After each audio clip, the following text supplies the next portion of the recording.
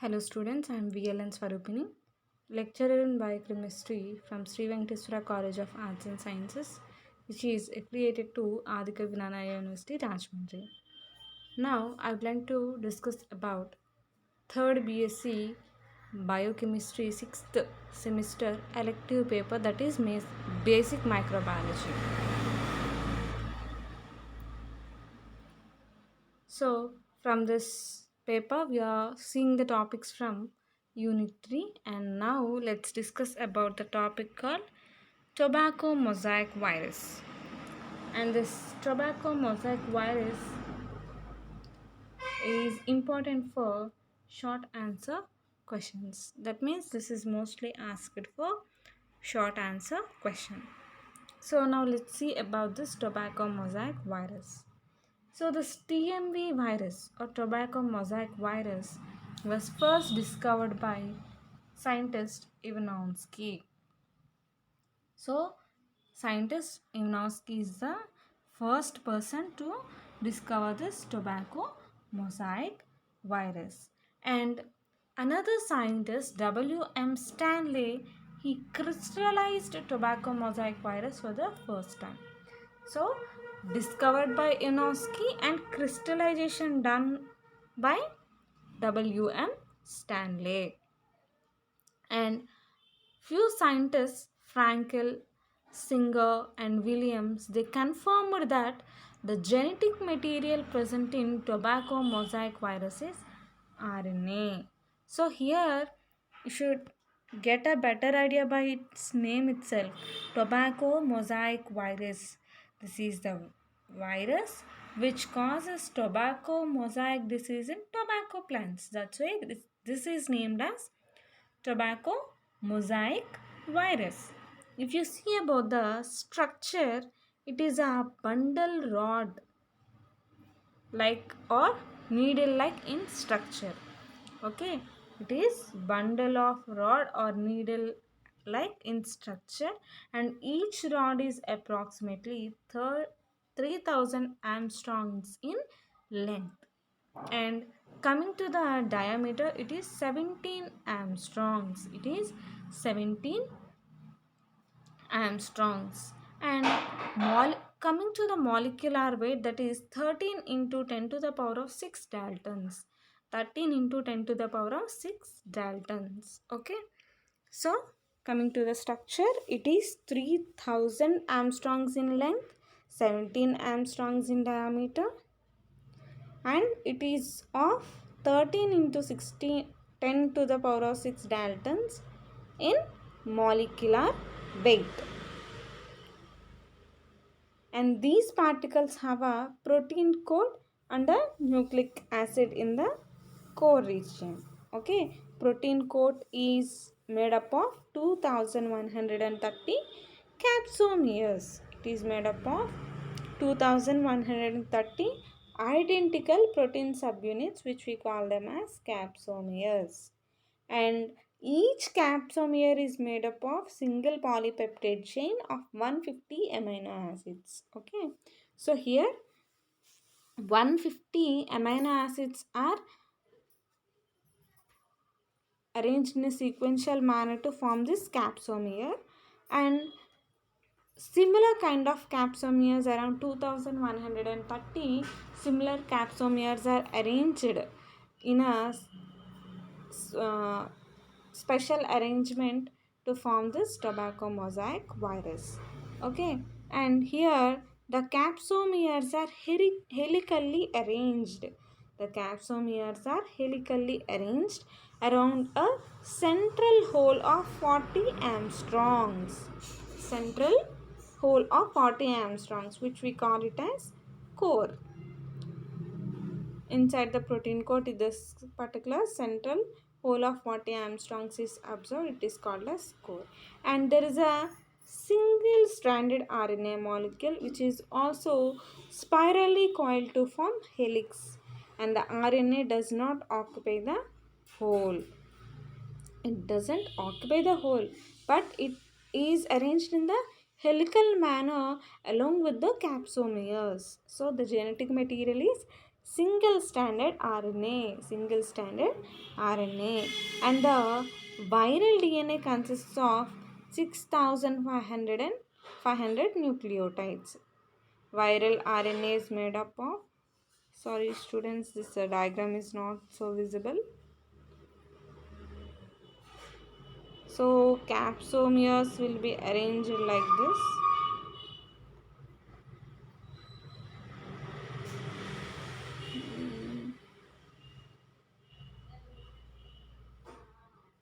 So in this manner, rod shaped.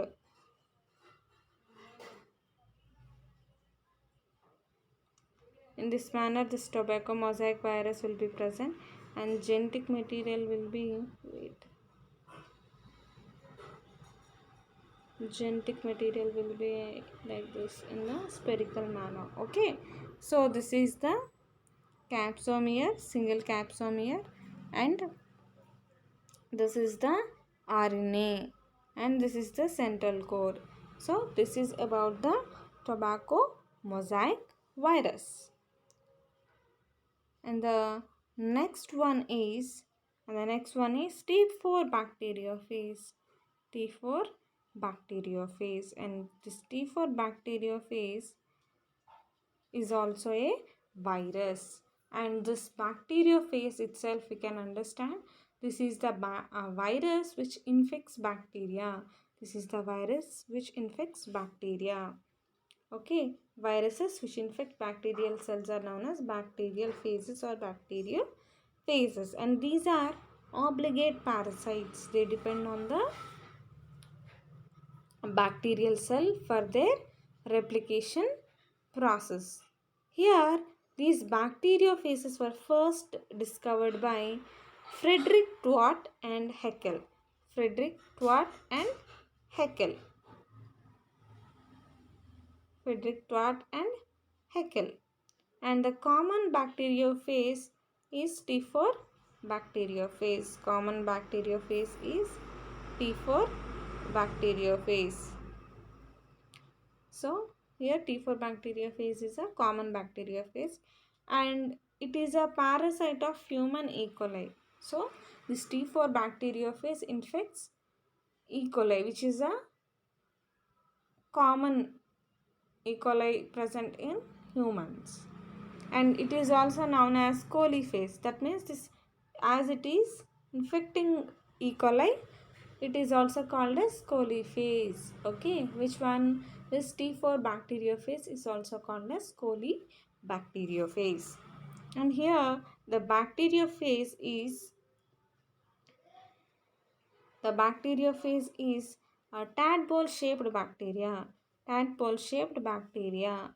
So if you see the diagram, you can have a better idea. So this is the tadpole shaped bacteria. So let's see about this.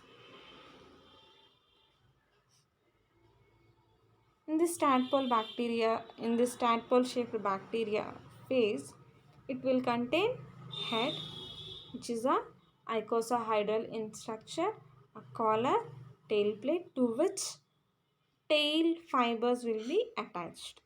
And if you see the head, its length, it is 125 nanometers in length and 85 nanometers in width. So 125 nanometers in length and 85 nanometers in width. This is the head region. Okay, this is the made up of protein capsid. It is a protein capsid. We can also call this as protein capsid. Okay, and the head is polyhedral in shape. That means 5 sides will be present. Polyhedral. And it is covered by a protein coat called capsid.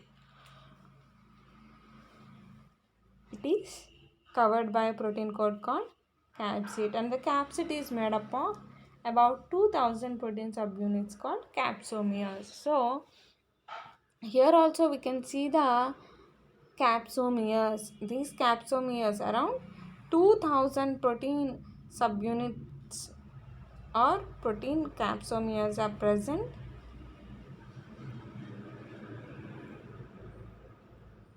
as a covering to this polyhedral head. And double stranded DNA is present as the genetic material here. So the double stranded DNA is the present inside the head. So whatever the genetic material double stranded DNA is present, it is present in the inside the head. And the neck is very short, and it combines it contains a collar, and it connects the head with the tail. Okay, if you see the diagram, so this is the collar. It will connect with this is the collar, and it will connect with the neck, and this is the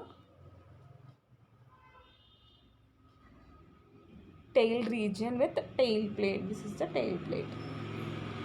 Okay,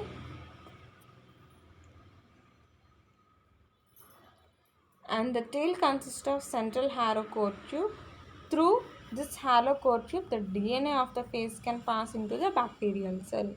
So whatever the genetic material which is present in the bacterial head, it will pass through this particular halo core tube, and it will enter the bacterial cell. The core tube is covered by a sheath made up of about 144 proteins. So tail sheath is mostly made up of 144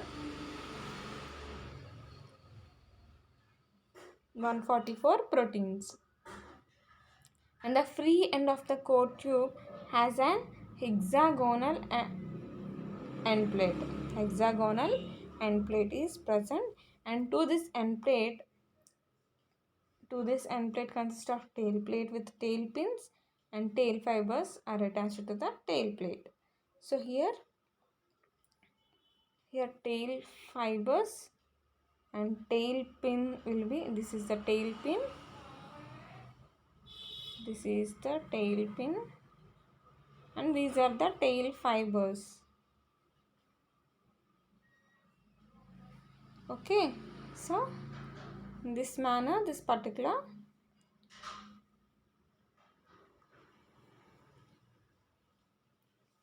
T4 bacteriophage is arranged. So tail pins are used for penetration, and the fibers are used for attachment to the host cell. Okay, so this is about TMV and T4 bacteriophages. Now let's see about one of the important disease that we commonly see. Okay, so now let's see about the disease malaria. Okay, and this malaria is a life threatening disease. You know how many people are died of this malaria, and this malaria is a protozoan disease. Okay, because it is transported by a mosquito bite, but it is a protozoan disease. Okay, it is a protozoan disease.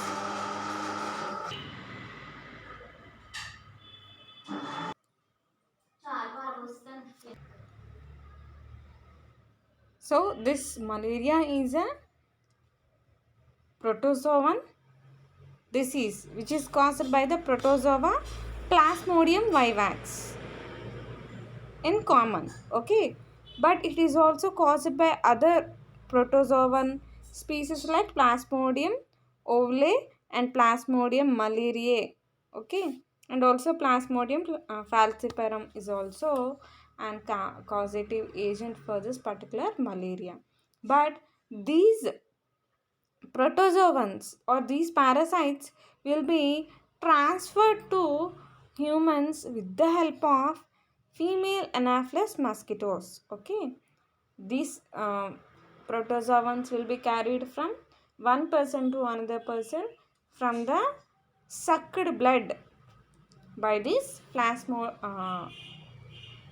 female anopheles mosquitoes. Okay, so let's see about this malaria, and it is transmitted through the bite of an infected female anopheles mosquito with plasmodium parasite. That is, it might be a Plasmodium vivax, Plasmodium ovale, Plasmodium malariae, Plasmodium falciparum. So it might be any. So total we have 4 types of malarial parasites. We have 4 types of malarial parasites, but in common we'll see this Plasmodium vivax. Okay.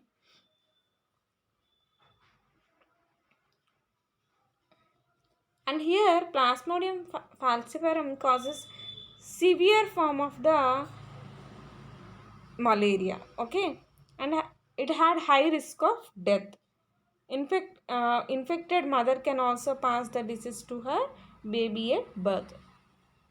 That means when a pregnant lady is infected with malaria, there are chances of transferring this particular malaria to the baby. Why? Because these parasites, they are transported through blood, and there will be blood circulation from mother to fetus. That is the reason why this fetus or the baby can be infected with this malaria if mother is infected during pregnancy. And this kind of malaria is called as congenital malaria. And malaria is transmitted by blood, so it can also be transmitted through an organ transplantation, blood transfusions, and usage of shared needles and syringes. So all these can transfer malaria from one person to another along with this mosquito female anopheles. Okay, so now let's see. As I said, Plasmodium vivax is the most common parasite causing this malaria in our regions. Okay, so let's see about this. This parasite is the most frequent and widely distributed cause of malaria. So this is the most commonly and most frequently seen parasite. This Plasmodium vivax is a less virulent species of the malaria parasite species. So we have discussed 4 species now: Plasmodium ovale, Plasmodium falciparum, Plasmodium malariae.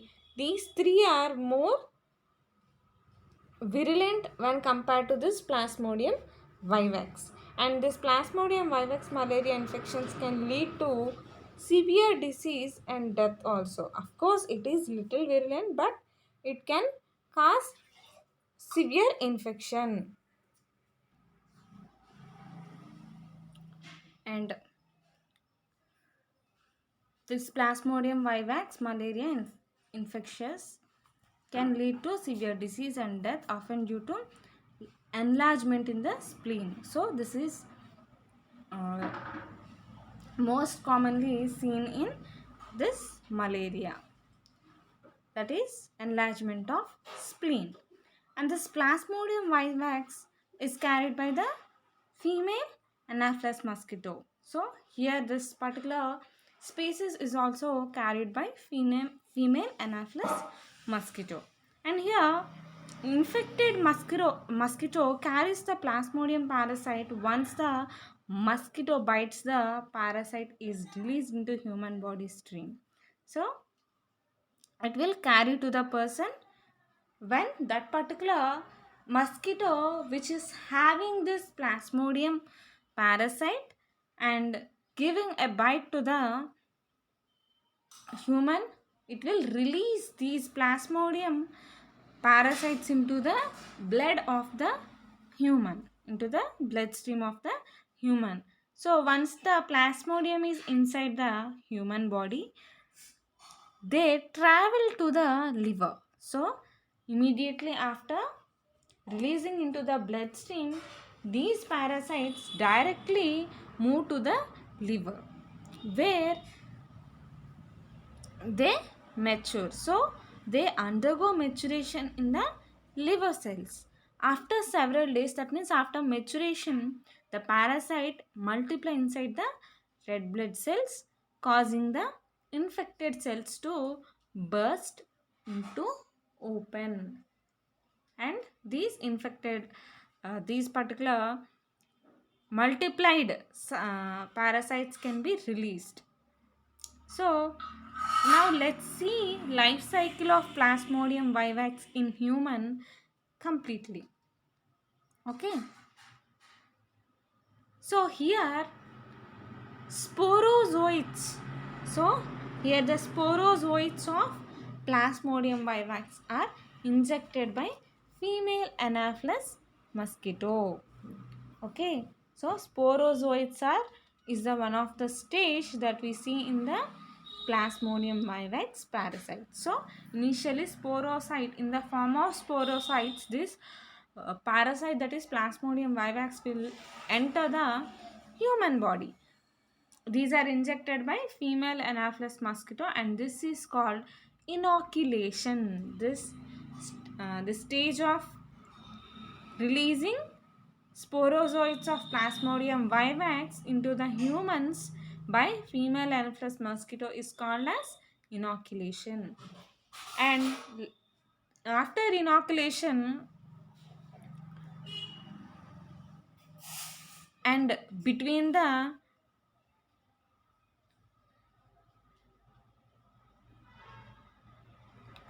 interval between inoculation and the initiation of the erythrocyte cycle is called as pre-patent period.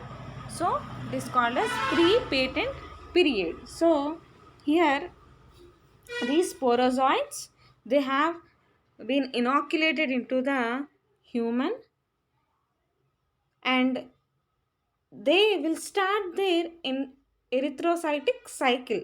So between the two phases, that means after inoculation and before the starting of this erythrocytic cycle, the interval gap, time gap, is called as pre-patent period. And the period between the entry of the parasite, that means inoculation, and appearance of the first symptom is called as incubation period. And for four different strains of these Plasmodium vivax,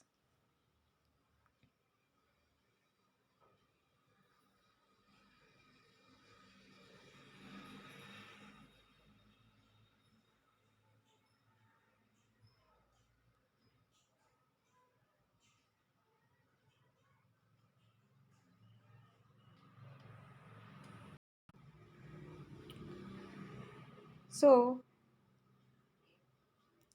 four different species of this Plasmodium parasite will have different incubation periods. Coming to Plasmodium vivax and Plasmodium ovale, they'll have 14 days of incubation period. That means from the entry of the parasite into the human bloodstream, from that point to the development of first symptom, there will be 14 days of time gap, and it is for 12 days in Plasmodium falciparum, and it is for 28 days in Plasmodium malariae. Okay, and when sporozoite enters the blood, it remain active and form blood and from blood circulation and enter the parenchymatous cells of liver. So as said earlier, these sporozoites, they enter the blood, and from that bloodstream they will move to the parenchymatous cells of the liver. And sporozoites in liver cell grow in size. That means they develop in their size and become spherical in shape and called as schizons. Okay, so schizon stage is formed in the liver itself. So sporozoites are converted into schizons in the liver cells. Okay, and their shape will be in the form of spherical.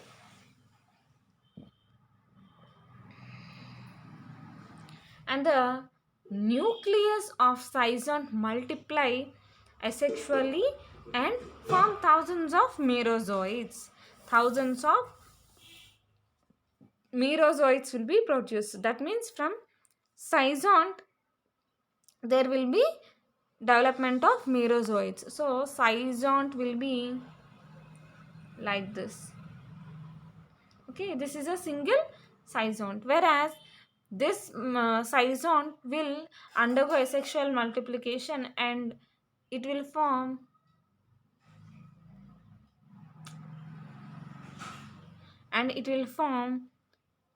small merozoites in itself. Okay, and these are merozoites. Okay, hope you got understood. And liver cell wall is ruptured by the pressure and cryptomerozoites are liberated out. So whatever the merozoites produced are called as cryptomerozoites, and by the rupturing of cell wall, liver cell wall, these will be liberated out. And the process of conversion of the zygon to merozoites will be completed in 8 to 10 days. It will be completed in 8 to 10 days.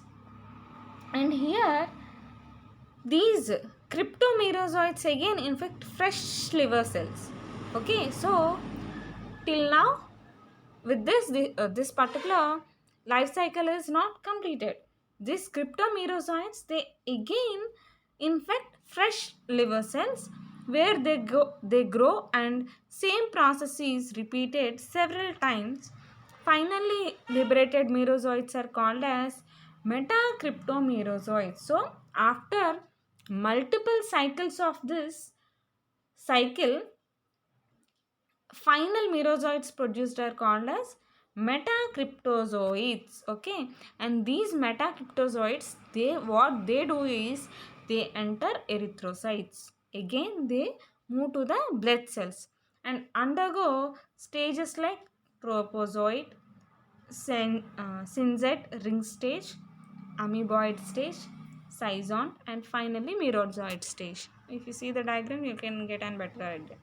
This is the life cycle of this plasmodium parasite in the erythrocytes. So this is trophozoite. This is trophozoite.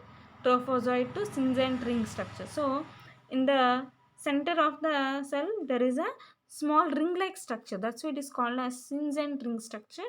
And next one is amoeboid stage. Next one is zygon. Next, merozoites will be formed. Merozoites will be formed. Okay, and these merozoites will be formed from metacryptozoites, and this is the erythrocytic cycle which will be completed in 48 hours. So this is the erythrocytic cycle seen in the plasmodium parasite, and this will be completed in 48 hours. And here these merozoites, what they do is they again infect fresh RBCs and repeat the erythrocytic cycle. Okay, and after some generations of erythrocytic cycle, gametocytes are formed. Okay, so gametocytes will be produced. So this particular plasmodium vivax have a life cycle in the hepatocyte, that means in the liver cells, and another life cycle in the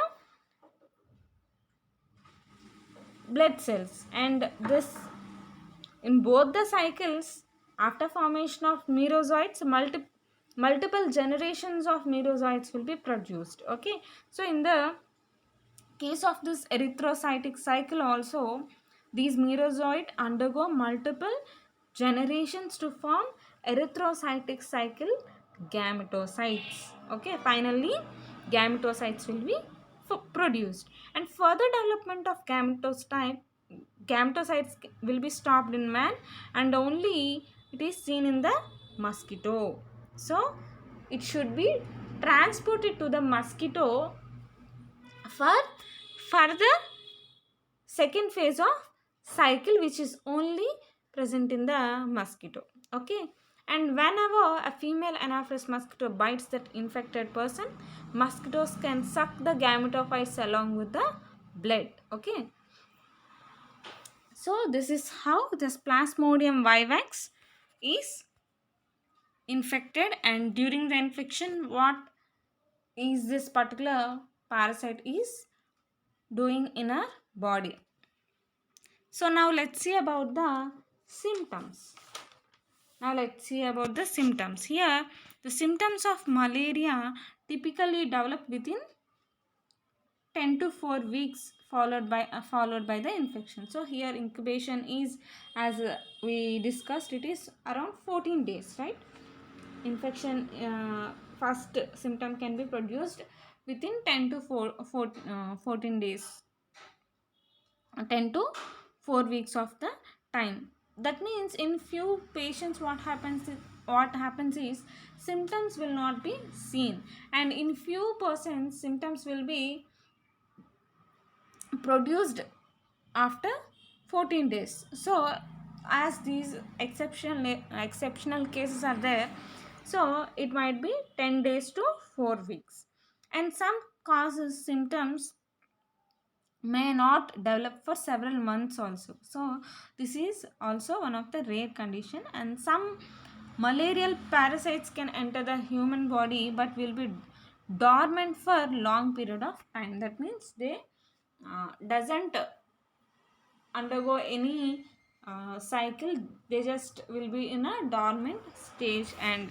after some time they will be active and they start the replication or multiplication process, and they start showing the symptoms. So coming to the symptoms, shaking, chills that and range from moderate to severe. That means shivering and coldness. Okay, this is a common symptom. And high fever, profuse sweating, lot of sweat, and headache and nausea. That means sensation of vomiting, and sometimes vomiting is also one of the major symptom in malaria. And abdominal pain, muscle pain, diarrhea, and in extreme conditions it may also lead to coma and blood stools. So these are the commonly seen symptoms in this malaria. Now let's see how we can diagnose this malaria. Okay, so here clinical diagnosis is based on the patient's symptoms and signs. So the earliest symptoms of malaria are very non-specific and variable. That means in the early stage, patient may get fever, and we may treat that fever as the normal fever, and we may not identify that fever is caused due to the parasite, that is Plasmodium vivax, and this is the major disadvantage in this malaria diagnosis. Okay, and clinical diagnosis of malaria is still challenging because of the non-specific nature of the signs and symptoms. As I said, production of symptoms is different from patient to patient. Some may get symptoms uh, after the incubation period, that is after 14 days, or few may get symptoms after 10 days, few after 4 weeks, and few after months also. So this is the major reason why we are not able to treat malaria patients within time. Okay, this is the major reason. And malaria diagnosis involves identifying malaria parasites or antigens or products in patient blood. So here the sample that we prefer for malaria diagnosis is blood sample. Okay, so malaria is diagnosed using different techniques like conventional microscopic diagnosis by staining thin and thick peripheral blood smears and observe under light microscope. So we can go for microscopic diagnosis. So we can collect the blood from the patient and will develop a thick and thin peripheral blood smears. By using staining techniques, we'll stain that particular blood smears and we observe that blood smears under light microscope and we can detect the Plasmodium vivax. And the other method is quantitative buff quantitative buffy coat method. Quantitative buffy coat method. So here also the sample is blood and it is centrifuged at 1000 gravity for 5 minutes along with acridine orange and anticoagulants. Okay, so we'll use anticoagulants and acridine orange, which is a dye, and we'll add to this blood sample collected from the patient. We'll centrifuge the sample at 12,000 G per 5 minutes, and immediately after centrifugation sample is observed under fluorescent microscope. This sample is studied under fluorescent microscope. Okay, so this is the quantitative buffy coat method in which we are using this dye called acridine orange dye and anticoagulant. We are going to centrifuge the products with sample, and after centrifugation we'll observe the sample under fluorescent microscope. So in the normal microscopic diagnosis we are using light microscope. Under this quantitative buffy coat method we are using fluorescent microscope. And the next method is rapid diagnostic test. Nothing but it's a PCR technique. So in this method malaria antigen is detected in blood flowing along a membrane containing specific anti-malarial antibodies. So here nothing but the identification of this antigen is achieved using this molecular techniques like PCR, mass spectroscopy. So let's see. This PCR is one of the most specific and sensitive diagnostic method of malaria. And this PCR will show 1.5 parasite per ml of blood sensitivity. That means very minute quantity of parasite is also easily identified using this PCR. And we can also go for this mass spectroscopy. This is a novel method for in vitro detection of malaria parasite with a sensitivity of 10 parasites per ml in the blood. And coming to treatment, here we all know chloroquine. Chloroquine is used in the treatment of malaria which is caused by Plasmodium vivax. And chloroquine resistance occurs. Then artesunate is another drug which is used to treat malaria. Okay, so this is about malaria. Hope you got better idea about malaria.